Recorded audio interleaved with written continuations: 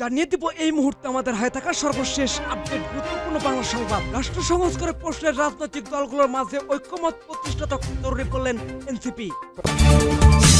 জানিয়ে দিব ইরানে ইসরায়েলের বিমান হামলায় তীব্র নিন্দা জামায়াতের। এরপর জানিয়ে দিব গলাচেপা বিএনপির অফিস ভাঙচুরের পর অবরুদ্ধ ভিপি নূর। আরো জানিয়ে দিব তারেক রহমানের প্রস্তাবে ডক্টর ইউনূস প্রস্তুতি সম্পন্ন হলে রোজার আগে নির্বাচন করা যেতে পারে।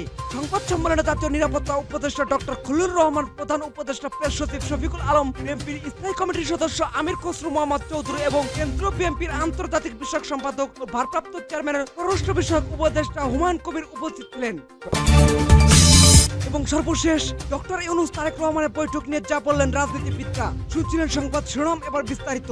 তার আগে অনুরোধ থাকবে ভিডিওটি যদি ভালো লাগে থাকে ভিডিওটিতে একটু লাইক এবং কমেন্ট করে জানিয়ে দিন ভিডিও সম্পর্কে আপনার মূল্যবান মতামত। এবং আপনি যদি আমাদের চ্যানেল নতুন হয়ে থাকেন তাহলে অবশ্যই চ্যানেলটি সাবস্ক্রাইব করে রাখবেন পরবর্তী আপডেট খবর সবার আগে পেতে।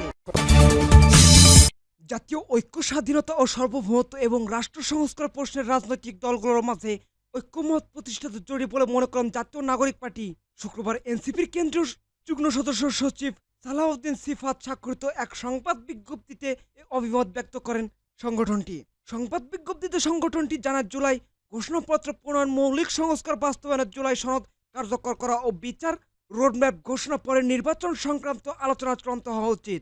রাষ্ট্র কাঠামো সংস্কার প্রশ্নে ঐক্যমত প্রতিষ্ঠার প্রচেষ্টা হিসেবে বিভিন্ন রাজনৈতিক দলের সাথে অন্তর্বর্তীকালীন সরকারের আলোচনাকে ইতিবাচকভাবে দেখছেন জাতীয় নাগরিক পার্টি। এই প্রচেষ্টার অংশ হিসেবে লন্ডনে অনুষ্ঠিত অন্তর্বর্তীকালীন সরকারের প্রধান উপদেষ্টা ডক্টর মোহাম্মদ ইউনূস ও বাংলাদেশ জাতীয়তাবাদী দল ভারপ্রাপ্ত চেয়ারম্যান তারেক রহমানের মধ্যকার বৈঠকটি সংসদ নির্বাচন বিষয়ে দলটির অবস্থান আনতে সফল হয়েছে সরকার।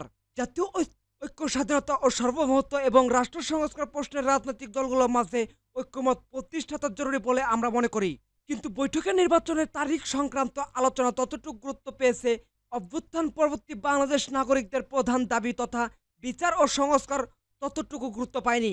এটা অত্যন্ত হতাশাজনক বলে মনে করেন এনসিপি। উপরস্থ নির্বাচন প্রশ্নে সরকার কেবল একটি রাজনৈতিক দলের অবস্থান ও দাবিকে বেশি প্রাধান্য দিবে বলে বারবার প্রতিমায়ন হচ্ছে। সংবাদ বিজ্ঞপ্তিতে আরো জানায়, আমরা মনে করি জুলাই ঘোষণাপত্র প্রণয়ন, জুলাই সনদ কার্যকর করা এবং বিচারের সুস্পষ্ট রোডম্যাপ ব্যতীত জাতীয় সংসদ নির্বাচন আয়োজন গণ অভ্যুত্থানকে স্রেফ একটি ক্ষমতা হস্তান্তরের মাধ্যমে পরিণত করবে এবং রাষ্ট্র বিনির্মাণে জন আকাঙ্ক্ষাকে অবদমিত করবে। জনগণের দাবি তথা জুলাই সনদ রচনা ও কার্যকর করার পূর্বে নির্বাচনে কোনো তারিখ ঘোষিত হলে তা জনগণ মেনে নেবে না। কাজেই রাজনৈতিক দলগুলোর সাথে আলোচনার মাধ্যমে সংস্কারের বিষয়গুলোর ব্যাপারে ঐক্যমত প্রতিষ্ঠা ও জুলাই সনদ রচনা এবং কার্যকর করে আসন্ন জুলাইকে যথাযথ মর্যাদার স্মরণ করার উদ্যোগ নিতে সরকারের প্রতি জোর দাবি জানাচ্ছেন এনসিপি। দিকে ইসরায়েলের হামলায় ইরানের আইআরজিসি প্রধান, সেনাবাহিনীর প্রধান এবং কয়েকজন পরমাণু বিজ্ঞানী নিহত হওয়ার ঘটনা তীব্র নিন্দা জানিয়েছেন এবং নিহতদের প্রতি গভীর শোক প্রকাশ করেছেন বাংলাদেশ জামায়াত ইসলাম। দলটির সেক্রেটারি জেনারেল ও সাবেক এমপি অধ্যাপক মিয়া গোলাম পরোয়ার শুক্রবার এক শোক বিবৃতিতে এ নিন্দা জানান। শোক বিবৃতিতে তিনি বলেন, শুক্রবার ইরানের স্থায়ী সময় ভোর 4টার দিকে দেশটির রাজধানী তেহরানের পারমাণবিক ও সামরিক স্থাপনা এবং ব্যালিস্টিক ক্ষেপণাস্ত্রের ফ্যাক্টরি সহ বেশ কিছু গুরুত্বপূর্ণ স্থানে ভয়াবহ বিমান হামলা চালিয়েছে ইসরায়েলি বাহিনী। যুদ্ধবাজ ইসরায়েলি বিমান বাহিনীর মুহূর্তের হামলায় দেশটির ইসলামিক রেভলিউশনারি গার্ডের প্রধান হোসাইন সালামি নিহত হয়েছেন। সেই সাথে নিহত হয়েছেন দেশটির সশস্ত্র বাহিনীর প্রধান মোহাম্মদ বাগেরি খতম আল আনবেনিয়া, সেন্ট্রাল হেডকোয়ার্টার কমান্ডো গোলাম আলী রশিদ, পরমাণু বিজ্ঞানী ফেরুদ্দিন আব্বাসি, মোহাম্মদ মেহেদি তেহরানাসি, আব্দুল হামিদ মেনুচেহর, আহমাদিয়া রেজা জোলফাগারি, সৈয়দ আমির হোসেন কাফি মুত্তাবিজাদে এবং ইরানের সর্বোচ্চ ধর্মীয় নেতা আয়াতুল্লাহ আল খামেনির শীর্ষ উপদেষ্টা শামখানি। আমি তাদের সকলে মর্মান্তিকভাবে নিহত হওয়ার ঘটনা গভীর শোক প্রকাশ করছি। বিবৃতিতে তিনি আরো বলেন, আমি নিহতদের আত্মার মাগফিরাত কামনা করছি এবং তাদের শহীদ হিসেবে কবুল করার জন্য মহান রব্বুল আলামিনের কাছে দোয়া করছি। আল্লাহ তাদের জীবনের সকল নেক আমল কবুল করেন এবং তাদেরকে জান্নাতের উচ্চ মাকাম দান করুন এবং তাদের শোকাহত পরিবার পরিজন সহযোদ্ধাদের এবং সকলকে শোক সহ্য করার তৌফিক দান করুন, আমিন। আমরা আশা প্রকাশ করছি ইরানের সরকার ও জনগণ শীঘ্রই তাদের এই বিষয়টি ক্ষয়ক্ষতি ও শোক কাটিয়ে ওঠার সক্ষম হবেন। গণ অধিকার পরিষদের সভাপতি ও ডাকসুর সাবেক ভিপি নুরুল হক নূরকে 4 ঘন্টার অবরোধ করে রাখা হয়েছে বলে অভিযোগ উঠেছেন। এই ঘটনায় বিএনপিকে দায়ী করেছেন ভিপি নূর। এর আগে বিএনপির আলোচনা সভায় গণ অধিকার পরিষদ নেতাকর্মী হামলা করার অভিযোগ ওঠে। এতে বিএনপির কার্যালয় ভাঙচুর ও 10 জন আহত হওয়ার খবর পাওয়া যায়। জানা গেছে বৃহস্পতিবার রাতে পটুয়াখালীর গলাচিপা উপজেলায় বকুলবাড়িয়া ইউনিয়নের বুনিয়া বটতলা এলাকায় আয়োজিত এক স্মরণ সভায় অংশ নেয় বিপিনুর। সভা থেকে ফেরার পথে রাতে 10:45টায় পাতাবুনিয়া বটতলা এলাকায় অবরোধ হন তিনি। পুলিশ ও সেনাবাহিনী তাকে উদ্ধার করে। পরে রাত 3টার দিকে গলাচিপায় ডাকবাংলোতে রাত্রি যাপনের উদ্দেশ্যে যান নুরুল হক তার ভেরিফাইড ফেসবুকের দেওয়া পোস্টে উল্লেখ করেন, গলাচিপা উপজেলায় পাতাবুনিয়া বটতলা বাজারে বিএনপির নেতা হাসান মামুনের অনুসারী রাস্তায় গাছ ফেলে গুলি, লোহার রড, রামদা নিয়ে তাদের পথরোধ করেন। এ সময় স্থায়ী কয়েকজন মারধর করে 2টি মোটরসাইকেল ভাঙচুর করা হয় বলে অভিযোগ করেন তিনি।